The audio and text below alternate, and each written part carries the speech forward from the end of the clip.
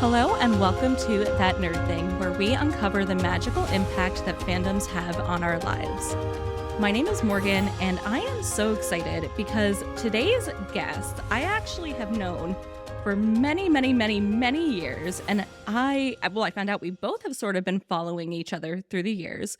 She has done some really cool things. She's super into books and into some other really fun fandoms that we will bring up in a little bit. And she's gone on to become an editor at some major companies like Scholastic, Disney, and currently she's an editor at Andrews McMeel Universal. And, which I saw from your website, by the way, you are a New York Times #1 bestselling author, which I think is so cool. So I would like to welcome Erinn Pascal. Hello, Erinn. It's been so long. Hello. I know. It's been like 20 years or something. So this is really cool. I think you have such a cool history, and you knew your dreams early on and you followed them. Thank you. Yeah, I definitely did. I always like to joke that I'm professionally annoying, both in my personal life and professional life, I guess. So that tracks. So I like to start out every episode with getting an idea of your nerdy identity. So I have a few questions for you. Are you ready? Let's go for it. What is the first thing that you remember being nerdy about? I feel like the real answer is Clifford the Big Red Dog, but that's not really a fandom. So my first fandom was probably Pokemon. Oh. And I have a lot of Pokemon in the background still. These actually are my figures from like when I was 5. Wow. They're all the original 151. Oh. Yeah, so I started recollecting them again recently, added to what I had, and now they're on my wall. So it's still a current fandom. That's amazing. So everybody, you definitely should go check out the show on YouTube so you could see the amazing display that is behind Erinn. That is really neat. How long did it take you to collect all of them? Probably since 1999 when they came out. It was over the pandemic, I kind of rediscovered my bag of Pokemon action figures. And I counted, I think I needed something like 30 of them. And I said, okay, I'm just going to complete the set now. And I bought the rest on eBay, was very upset to see how much they go for now. So don't look that up, but it is done. So that is good. That's really, really neat. I love when people collect things for the fandoms that they're passionate about because it's so fun. It's such a fun hobby. It is. My partner and I actually go figure hunting, collecting all the time. Our apartment is just filled with action figures. And sometimes I'm not as into it. Like he has a lot of DC villain action figures. And I just say, please don't put that by the bed. I do not want to wake up in the morning and see MODOK in front of me. That's hilarious. What is your favorite nerdy thing? My favorite nerdy thing, also a very good question. I guess I'm just on the Pokemon hype right now because they recently re-released, well, it's not even a re-release. They issued a new set called Pokemon 151, which is only the original Pokemon, and I have been massively collecting that. So that is currently at the forefront. Okay, so I like Pokemon, but I wouldn't say that I'm a major fan, so I don't know a lot about it. So what exactly are you collecting? Trading cards. Okay. Thank you for making me clarify. Yeah, already done with the action figures, so now I've been collecting the trading cards. The trading cards in the US originally came out, I think it's 98 when it originally came out. So I do have those from when I was a kid, and the new set came out in August of this past year. Oh my gosh, I remember going to the movies with my mom when I was very, very young to see one of the Pokemon movies. I don't remember which one. And with your ticket, you got a Pokemon card. And I remember a man, it was a packed theater, a man was like, I got Charizard. And everybody jumped up and ran over to him. And he was joking. He didn't really have it. I guess it was a very, very rare card. Yeah, it is a very rare card. And actually that card that you got was Ancient Mew, because that was the promo card they gave out. That's also pretty valuable. Yeah, I definitely do not have that anymore. I wish I did. Oh, I love that you know that. I'm like, yep, I know that movie. I remember the hype for it. Seems like somebody trolled your theater, though. That's hilarious. That's what I remember. I thought it was so funny. I remember I was a little clueless back then, but now thinking back, I'm just like, wow, everybody ran to him. I think I would nowadays, too. So that makes sense. What is the thing that you're currently nerdy about? Currently nerdy about? Well, aside from Pokemon, of course. I actually recently got into Dragon Ball and Dragon Ball Z, which is hilarious because I was never into it growing up at all. I guess I just saw men with muscles and I was like, not for me. Don't care. I like women. Like, I don't want this. But my partner really likes Dragon Ball, and I decided to watch a little bit with him. And there are a lot of parts I don't like about it, but there's a lot of parts that I really love. And it's been very fun watching all the episodes with him and bonding. Yeah, it's great that you could have that experience together. Yeah. And sometimes I'll be like, I don't know if you're a Dragon Ball fan, but Goku, who's the main character, and his wife have a terrible relationship. And so I'm always pointing it out. I'm like, they hate each other. Like, I want them to get a divorce. And my partner was like, I never thought that growing up, but now I can't unsee it. I love that. So. Your critical thinking mind. You just pointed it out. Yeah, it's pretty funny. What is either the most underrated nerdy thing about you or just underrated nerdy thing in general? Underrated nerdy thing. I just feel like nerds in general are underrated. Yeah. Like, we are actually very cool. I used to think that nerds were nerds and kind of kept to themselves and really didn't do a lot. I went to Anime Expo in Los Angeles last summer. It was the most crowded event I've ever been to in my entire life. And I kind of just looked around and I thought, this is where all the cool kids are. Like, all the cool kids are at Anime Expo. And not joking, like, that is where all the cool kids are. So I really kind of think it's fans themselves that are underrated. You guys are so cool. That is the best answer I've ever received to that question. And that's why I even wanted to create the podcast, because nerds weren't cool for so long growing up. I mean, they were, but people didn't look at them that way. And now I think being a nerd is really the coolest thing you can be. It is. And there's a lot that was terrible about the pandemic, like, obviously. But one good thing that came out of it is I feel like people kind of got permission to lead into their fandoms a bit. And I do like that. That's interesting. I didn't necessarily connect that with the pandemic, but that's a good point, because people had to stay in. And so that's when they were able to find other online communities of people who like the same things that they like.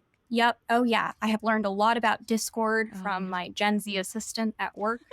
So, yeah. I'm pretty new to Discord because of the podcast world, but it's pretty cool. Yeah, I really like it now that I like 50% know how to use it. I know. So that's good. What is the most random nerdy thing about you? This random nerdy thing. I used to cosplay. Oh. So I have a lot of costumes and a lot of wigs in my closet that are just taking up space. Oh, that is so cool. Tell me more about that process. What was that like for you? Did you create the materials yourself? I started creating the materials myself, and then I started outsourcing them or kind of trading work with other people. Like, if I would style somebody's wig, they would help me sew. Or if I had lived in New York City at the time, so if I was offering somebody a free place to stay during New York Comic Con, they would say, okay, well, I'll make you this weapon or something for cosplay. But it was really great. I did that for a few years. That was something that the pandemic stopped for me, because then I no longer wanted to be in costume in front of other people. But that is something I used to do a lot. I know how to put a blonde wig on, which is something that's very cool.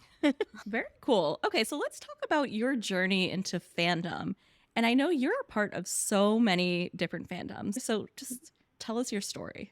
Sure. So I have always been involved in fandoms. As a kid, I would call them my obsessions. Now I know they were fandoms. Like, it was an obsession with Pokemon, and then it was an obsession with Neopets.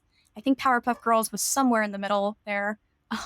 Harry Potter, of course, that was another big one that I think we both shared.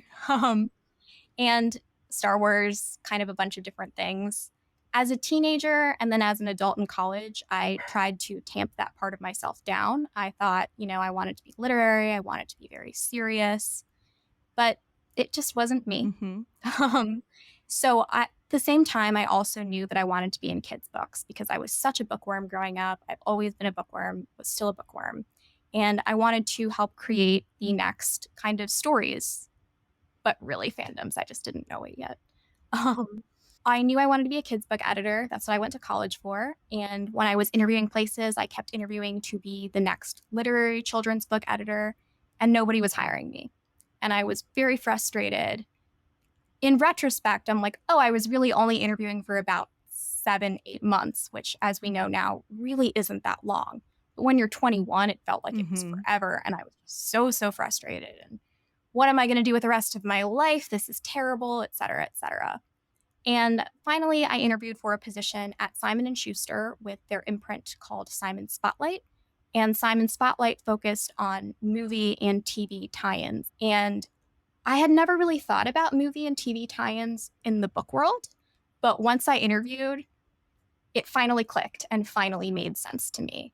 And it was something actually that the person who ended up being my boss later said. She said, I wish every kid in the world read The Secret Garden. I wish every kid in the world wanted to be a reader. But the truth is, that's not the world we live in. And if we're going to make a book that's going to be a movie tie-in of Kung Fu Panda, then we're going to make that the highest quality book because that might be the only book a kid reads a year. And I thought about that, and I think that resonated a lot with me because it combined fandoms with books in a way that I had never considered before. And yes, I did work on the Kung Fu Panda 4 movie novel, so that is coming out. Oh, that's so cool. Yeah, very cool. But it's not just movie novels. It's not just straight adaptations. There's also a lot of really fun stuff you get to do in this kind of industry. I get to work on cookbooks, origami books, get to create some narrative for some brands as well. And it's just a lot of fun. That is kind of how I was able to merge my professional life with my personal life. Oh, that's amazing. So you've had this dream of really working in books since you were very young. Yeah. It was a Scholastic book fair, actually, that I just looked around and I was like, this is it. This is peak. I'm happy. I just want this feeling forever. Oh, I used to love those so much. I went to one. So Scholastic, I don't know if they do it post-pandemic, but I went to one in 2019 over the holiday season, and it still feels magical. It felt exactly like it did when we were kids. I just walked around, bought myself a pencil topper. It's a great day. Oh, that's so amazing. So tell us more about some of the books and other things that you've produced over the years. A lot. Yeah. I have done a lot of preschool books. If anybody has a Peppa Pig book in their home, I probably either edited or wrote it. Wow, really? Yeah, I was the editor for Peppa Pig for about 3.5 years when I was at Scholastic. So again, if it was published between 2018 and 2022, that was me. A lot of Peppa Pig. I did, I don't even remember which Lego movie, a few Lego movies, a few Kung Fu Pandas. I'm working on Despicable Me 4 right now, which has been a lot of fun. And I was the lead Harry Potter editor for the film program at Scholastic as well. So that's kind of in my former roles. And then currently at Andrews McMeel, I work on a lot of brands. Despicable Me 4, as I said, Neopets. What else can I say? Ticket to Ride. I'm like, what is not under NDA that I can tell you about? Oh, you work somewhere with NDAs. So cool.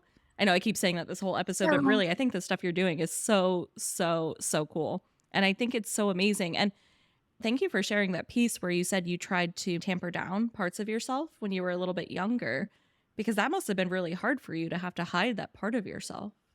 I think I really wanted to be somebody that I wasn't because I thought that's what was cool. I thought that's what was going to get me somewhere. And the truth is, being exactly who I was is what got me where I am.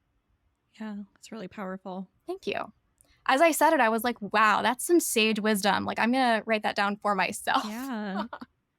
Yeah, I know you're having some amazing one-liners this episode. Oh, shout out to my therapist, Francesca. I had a session about an hour ago, so thank you to her. Oh, I love that. You know, I'm a therapist too, and so I just can't help but think about that stuff when we're working together. Maybe all of my guests should go to a therapy session before we do the interview.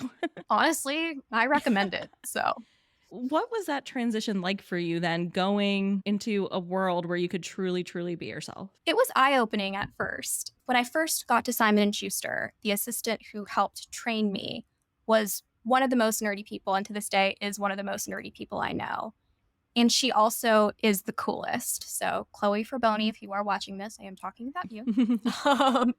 I walked in fresh-eyed, 21 years old, ready to start my first big girl career. And Chloe had the most beautiful long blonde hair.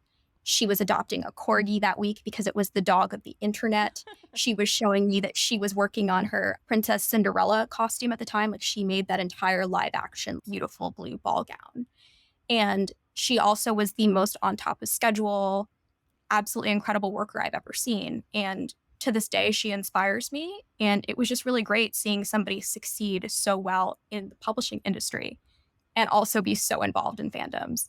And to this day, it's the same thing. She actually currently works at Blizzard, so she is also living the life. Oh, maybe we can invite her on an episode. Well, if anybody's watching and sees her, you'll see what I mean about the most beautiful hair ever. So tell me about Neopets, because I remember that. So Neopets is a virtual pet website that started in 1999.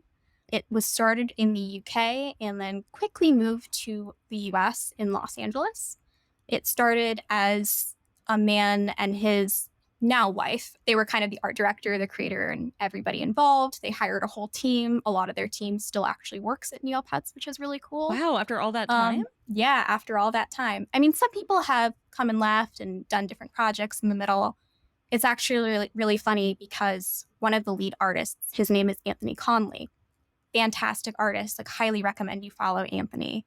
He is also the art director for a brand I'm working on called Afro Unicorn, which is all about Black unicorns. And currently my inbox is me constantly emailing Anthony being like, hi, what's this Neopets thing? And hi, what's this Afro Unicorn thing? So that is always funny when fandoms collide like that in a really unintentional way. But yeah, so a lot of people who worked at Neopets still are there. And if not, they definitely want to honor the original teams and honor what makes Neopets what it is. It really started as the first actual pet website. Again, it came out in 1999, which, as we know, was when the internet was really kind of picking up steam and becoming this thing that nobody really knew what it was going to be. So Neopets was the first virtual pet website, but it also kind of, in a way, was the first social media. Oh, yeah, you're right. Yeah, you would message each other, you would Neo-friend each other, you would feed your pets, you would share paintbrushes, which is like an item you can use to paint your Neopet a different color if you choose. And it really was a social media, especially if you were on the Neo boards chatting. I mean, I wasn't supposed to be because I was under 13, but and COPA laws and everything like that. But I think my mom's over it at this point. Oh, that's so funny. Oh, wow. Yeah. Do you still play? Do you still go on the website? Yeah, I still have my account from 2001. Wow. So it was pretty funny, actually, because we actually used to use Neopets as a social media. We did? Like, we spoke on? Yeah. Wow, really? Yes, I remember. I actually have very vivid memories of this. We would constantly be on the role-playing boards doing Harry Potter role plays. What? And I actually, so I was looking at my Neo friends list because, again, like a lot of my Neo friends are like account frozen. Who knows who this person was? Probably did a trade with them at one point in like 2004, and that was it.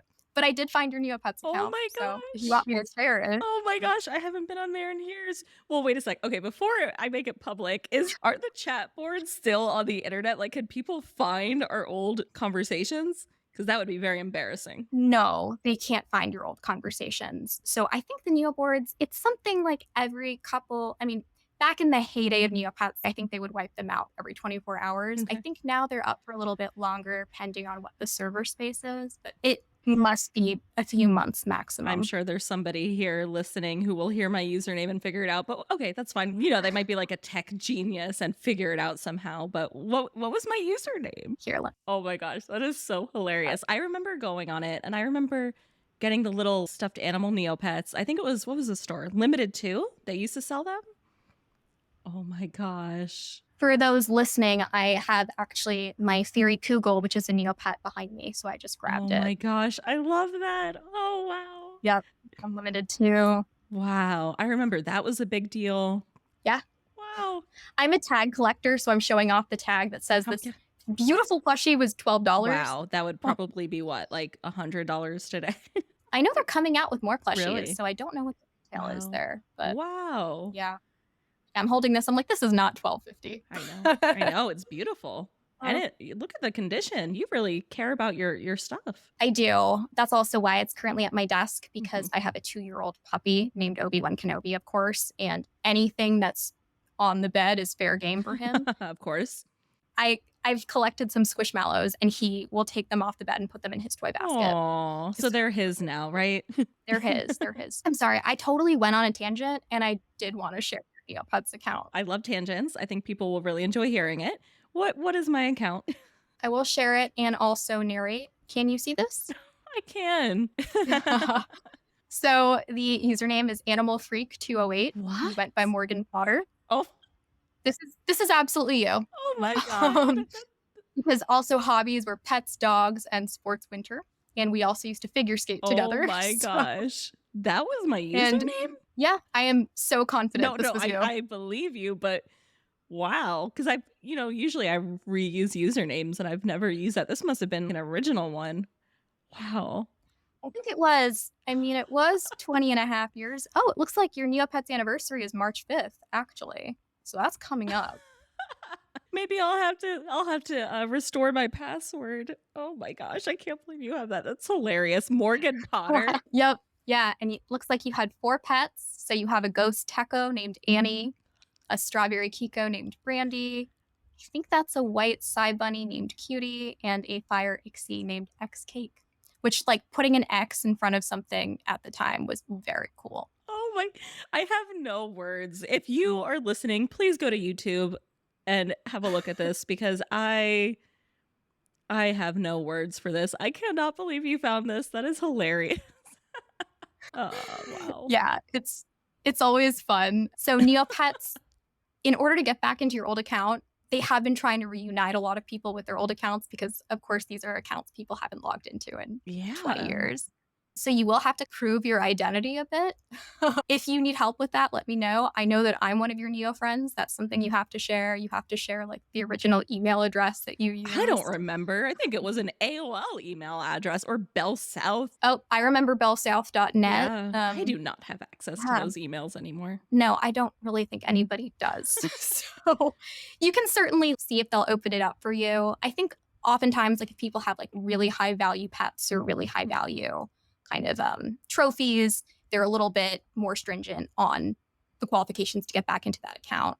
I have a good feeling that you'll be okay. Also say that I'm your Neo friend. Yeah. So wow. They can verify that. Wow. But yeah, highly recommend getting back in. And for anybody watching or listening, try a ticket if you can't get into your account. I'm going to definitely have to check that out. I really have no words right now. That is hilarious. And I still can't believe I named myself Morgan Potter. That is definitely me. Yeah. Yeah. It's actually really funny because my partner's last name is Potters. And I was like, oh, what are you trying to say here? Oh my gosh. Wow. Good trip down memory lane. And that you said we were doing Harry Potter role playing? Yep. There was Harry Potter role playing. I think also we used to troll the Neo boards. Really? Yeah. I can't remember what it was, but, like, I remember, like, being very goofy with you, like, on AIM while also on Neopets and being like, ha ha ha. Oh my God. Like, I don't think it was anything terrible or bad. I think we were just goofing around and being, in middle school. Oh my gosh, that's so funny. A good time. But it's those old Neopets names are so funny. Like, my Neopets name, if I had known when I was that age that I was still going to be using that same Neopets account in my 30s, I hope that I would have spelled Nintendo correctly because I spelled it Nintendo. That's so cute. Sure. So you're really a lifelong fan. I'm a lifelong Neopets fan. I'm actually also wearing a limited tier shirt. I should have said that earlier. It's got a Kachik on it. Yeah, love Neopets. Yeah. So to bring this back a little bit, I was also really honored to work on some Neopets books, both that have already published and are coming out soon. I had already been a fan. And so when I had already been working in licensing for 7-8 years, I contacted the agent for Neopets and I said, have you ever considered Neopets publishing? She said, we don't currently have a partner. It actually took multiple years because I had contacted them when I was at Scholastic, and then Scholastic ultimately wasn't interested. And then when I went over to Andrews McMeel, I actually talked about Neopets during my interview. And I said that was the project that got away and I want to resurrect it at Andrews McMeel. And Andrews McMeel totally went for it.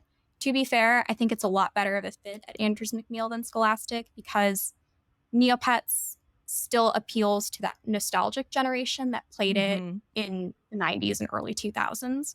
And they're coming back. Like, they were recently bought by a new person who actually took the company completely independent. They have a whole new direction they're going in. They have a plot coming out. They have a video game coming out. They have a lot more merch like I was talking about earlier. So it's definitely going to be a lot more in the zeitgeist coming up. But where we were at when we started publishing was certainly the nostalgic generation. So now's the time to get back in. Restore my old account. There you go. Again, submit a ticket and see what happens. Is there anything else about your journey into the fandom world that you think would be helpful for listeners to hear about? I think what is the most helpful is I never knew that I could do something like this. Nobody in my family grew up in licensing or entertainment at all. I'm actually a first-generation American, so that was just something my family didn't do. I grew up in a suburb of South Florida, so I wasn't around the industry at all. I then, of course, moved to New York, and that's where I started working, and now I live in Los Angeles. But I didn't start there, I should say, and I didn't have any connections when I started. And really, it was just about being professionally annoying. I would email people, and I would say, very politely, do you want to get on an info call? Can I just talk? Can I hear about your experience and see if you have any advice for me? cold calling people, finding people on LinkedIn to talk to. Kind of as I shared with the Neopets agent as well, like it wasn't the right time when I was at Scholastic to start that publishing program, but it was when I was at Andrews McMeel. So don't be afraid of putting yourself out there is what I would say. You can work in these industries if that is something you want to do. You will be told no a lot, and you just have to keep going. It's not personal. It's going to be okay.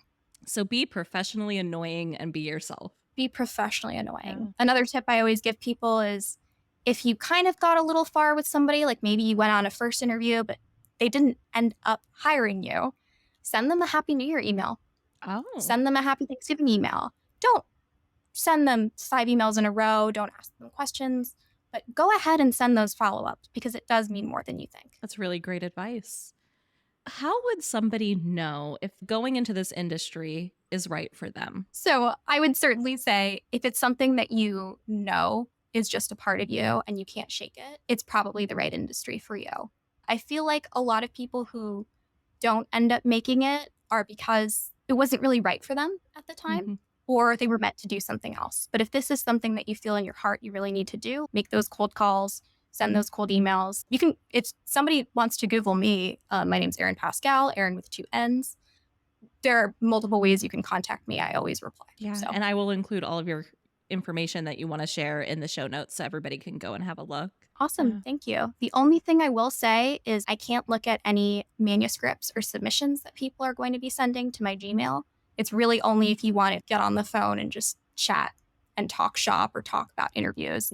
And that's just because you should be agented if you're going to be querying your manuscript. So do you want to put that disclaimer out there? But I mean, the fact that you're willing to talk to people, like that's so kind. People were willing to talk to me. So it's definitely about giving back. How has fandom and publishing and Neopets and books and just Pokemon and just all of it, I guess I could just say fandom in general, how has it changed your life? It has really given me a sense of community in every sense. It's given me a professional community. It's given me friend community. Again, I've made a lot of friends and met my partner through fandoms as well. I actually met my partner on Tinder, but his opening line was, "What's your favorite Star Wars movie?" And he hooked you in right there. Well, we had the same answer. Oh, yeah? What was your answer? I said, the best Star Wars movie is Episode 5, Empire Strikes Back. But my favorite Star Wars movie is Episode 3. So I can recognize it's not a good film, but it still is my favorite. It is what it is. And he was just like, wow, that's exactly my response too. That's so sweet. And you were honest and genuine. Yep, exactly. That is the only way to have these true connections. Yeah. So fandom has really changed your life because of the connections that you've been able to form. Absolutely. I think because of these true and genuine connections, I'm able to create better product. And I don't really like calling books products, but I hope you understand the gist of what I mean. Oh, yeah. I recently worked on Neopets, the official cookbook. And something that was important to me about Neopets, the official cookbook, was I had a Microsoft Excel of every Neopet, and I tallied how many times they were in the book. Because I know, even if I hate one Neopet species, it's somebody out there's favorite. And I know that somebody's going to be in the comment section upset that their favorite wasn't the cookbook. So I am very attuned to the fandom in that way. And I do think that is another reason why a lot of nerds and fandom people do really well in this kind of industry. Yeah, because there's that attention to detail and that passion and that empathy for others. It also seems like that you're aware of that. Yeah, because it is for others. It is for other people to enjoy their own fandoms on their own accord. I loved seeing people post for the holidays, just got the Neopets cookbook in, or people who were at Barnes & Noble and saw the Neopets cookbook and said, what? This is back? Like, this is kind of wild. That's been really fun. And then there have been other projects too. Like I worked on the official Harry Potter baking book, and that one has also been kind of a similar experience. It's very involved to build the Hogwarts castle recipe in there, but I've seen a few people post about it, and it's very cool seeing that. I'll have to check that out. Yeah, it's fun. Yeah. It's very involved. It was actually the first cookbook I ever worked on. So. Wow. So how many projects have you worked on? A rough estimate. I don't know. I wish I had an answer for you. A lot. I actually created a Pinterest board. I can send this to you after. I created a Pinterest board just to keep track myself because I'm working on about 30 to 40 titles a year, but sometimes I just can't remember. Like, did I write that or did I edit that? Yeah, so you don't just edit, you're a writer too. Yes, I do write. I wrote the copy in the Neopets cookbook. I wrote the Despicable Me 4 movie novel and a lot of other projects. Wow. Actually, I wrote the Marauder's Map Guide to Hogwarts as well. Oh yeah, Which that's so amazing. I forgot about that one, which is so funny because I think that's the book I've written with the most sales. Every time I see that at Barnes & Noble and on display, I'm like, oh yeah, I wrote that on a couple of wintry days in 2016. I'm just remembering back to when we first met each other and we were very young. What would that Erinn think now, seeing everything that you've done and what you continue to do? I think about this a lot, actually, because I don't know. I don't know if I would think, yeah, that makes sense, or if I would think, no way. Mhm. Because it does all sound really cool. But also, when you're 8, do you really understand that? Or do you just think, of course, that is what I meant to do? But also, it's kind of, it goes in many different ways because you have to believe in yourself sometimes in order to do it. I hope it would be both. Yeah. How would your life be different if you didn't get into fandom? I'd be sad. I'm trying to think of like a real answer. Yeah.